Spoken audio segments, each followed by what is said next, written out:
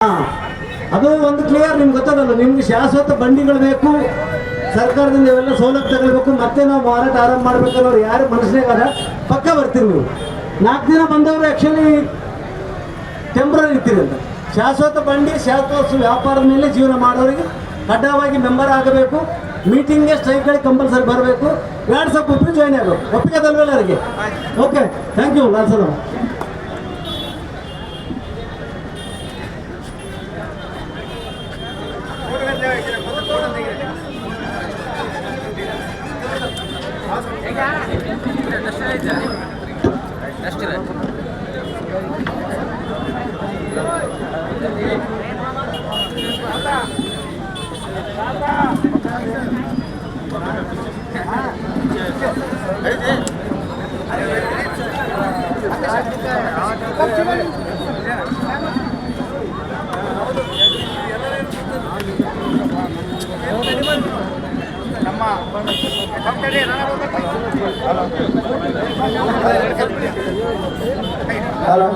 ನಮ್ಮ ಎಲ್ಲ ಬೀದಿ ಬದಿ ವ್ಯಾಪಾರಸ್ಥರು ಈ ಬಹಿರಂಗ ಸಭೆಗೆ ಬಂದು ಯಶಸ್ವಿಗೊಳಿಸಿದ್ದಕ್ಕೆ ಎಲ್ಲ ಬೀದಿ ಬದಿ ವ್ಯಾಪಾರಸ್ಥರಿಗೆ ತುಂಬ ಹೃದಯದ ಧನ್ಯವಾದಗಳು.